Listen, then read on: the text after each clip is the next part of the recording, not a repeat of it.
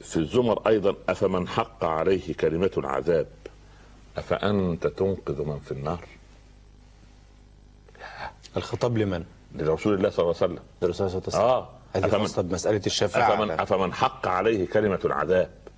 يعني ايه كلمة العذاب؟ من المسلمين، من الناس جميعا، من المسلمين وغيرهم. لأن للرسول فيكون من المسلمين الشفاعة. تمام. افانت تنقذ من في النار؟ هيقول لا طبعا. إذا الشفاعة مقيدة طبعا، لا مش مطلقة، ليست مطلقة. ما أخرج منها كل من كانت لا إله إلا الله في قلبه. هو بعد متى؟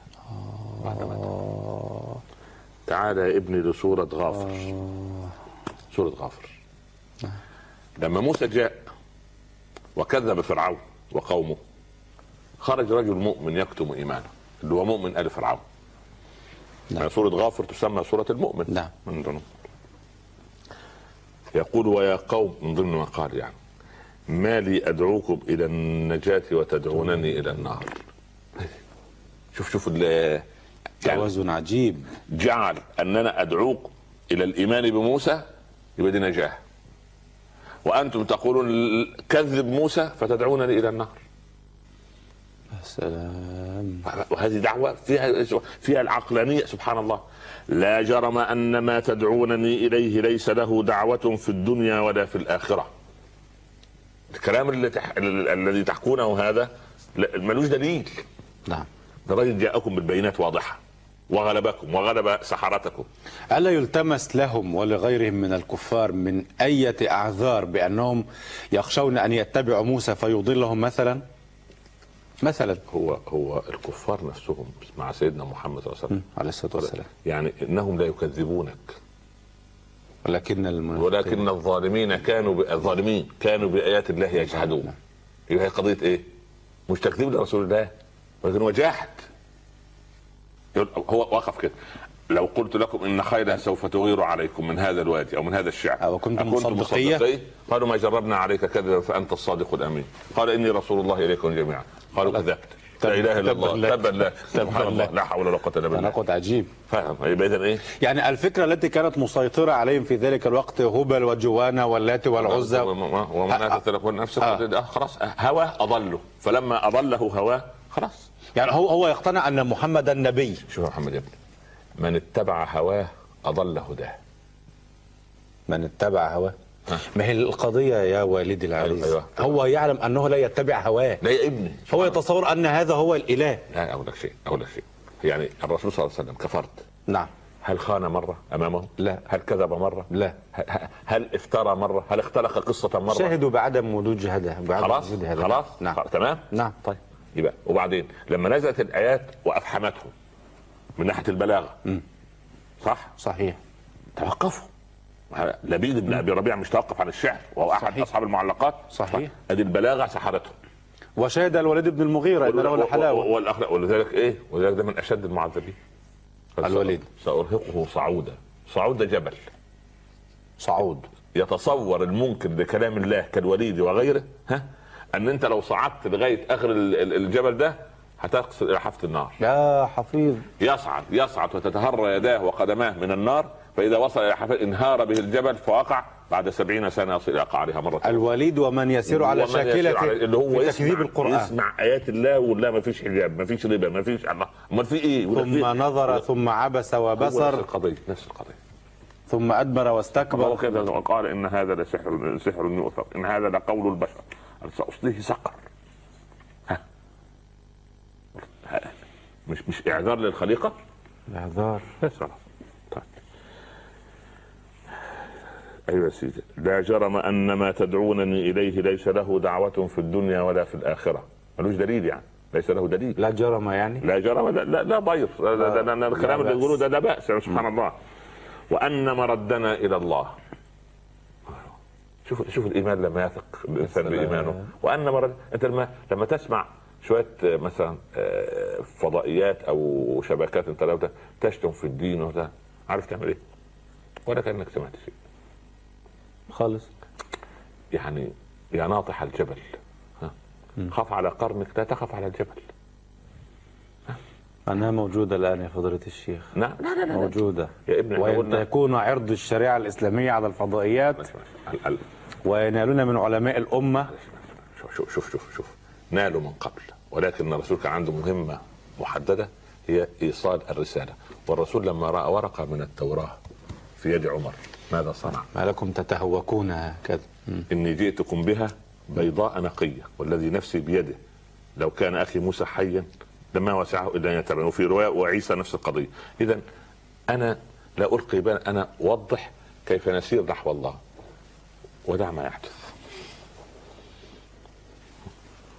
لا نذود عن حياض الإسلام حياض الإسلام يذاد عنها بالعودة إليه، العودة إليه وإقامة شرع الله في نفوسنا وفي قلوبنا وفي بيوتنا. عندئذ سوف تقوم للإسلام، يعني تعود للإسلام يعني رايته مرة أخرى. يعني نترك من ينعق بهذه الناقات. أنا لا ألقي له بالا لأنني لا أسمع الخنا، لأن الورقة التي ألقاها الرسول من يد عمر هي هذه المستحدثات التي تتحدث الخروج لا نلقي لها بالا. بارك الله فيكم. أسلكت صدرا. بارك يا رب. تفضل. وأن مردنا إلى الله وأن المسرفين هم أصحاب النار. هذا صنف جديد. المسرف اللي هو مش مسرف المال فقط، لا، المسرف على نفسه، اللي ضيع حياته، بذر حياته، أسرف في حياته فضيع وقته هباء، ضيع صحته هباء، شرب وسكر نفسه وارتكب الحرام وابتعد وسهر الليل في الكيد للمسلمين. هو ده مسرف. وقال لا تقنطوا من رحمة الله، يعني هنالك الطريق للعودة. جميل. موجود. ده مفتوح. ده مفتوح على مصراعي. سبحان الله. طيب في غافر أيضا أسرف على نفسه. أيوة. يعني جاوز الحد في غير طاعة الله. بالضبط كده. بأي شكل وبأي وسيلة. لا حول ولا قوة إلا بالله. أيضا في غافر تكلم عن آل فرعون. النار يعرضون عليها غدوا وعشية. الغدو يعني الغدو الصباح والعشي بعد العصر. خلاص. يعرضون عليها غدوا وعشي. نعم. وما بينهما. ما صبرك بالله. طيب. هو يفضل خايف من الصبح إلى يحاول أن ينساها عند العصر، تعرض عليه في العصر. تعرض ده في القبر لإثبات هيئة البرزخ. ويوم القيامة ويوم تقوم الساعة ادخلوا آل فرعون أشد العذاب. هذه آية تخص البرزخ ويوم القيامة ويوم تقوم الساعة ادخلوا آل فرعون أشد العذاب وهو الدرك الأسفل. ولكن هذا يعني آل فرعون من؟ أنا سأسأل. تقول أنها خاصة بآل فرعون فقط. لا. آل فرعون وهامان وجنودهم. تمام. أصل في واحد يقول لك يعني قالوا ده ومن على شاكلته احشروا الذين ظلموا وأزواجهم يعني من على شاكلته. واخر من شكلي ازواج. اكيد اخواننا واخواتنا المشاهدين بدأوا يدركوا مع اللغويات اللي ماشيه في المسألة.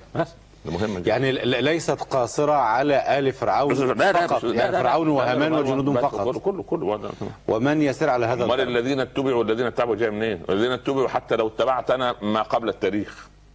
القاتل قابيل في القتل مثلا، شوف من كم ألف سنة القاتل، سنة 1426 هجرية 2005 ميلادية، يلحق بقابيل، هذا مثله، هذا ابنه تماما. طيب يا سيدي. تعالى ايضا ايضا ما زلنا في غافر.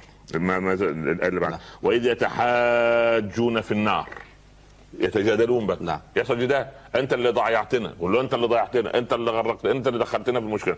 يتحاجون فيقول الضعفاء للذين استكبروا انا كنا لكم تبعا فهل انتم مغنون عنا نصيبا من النار.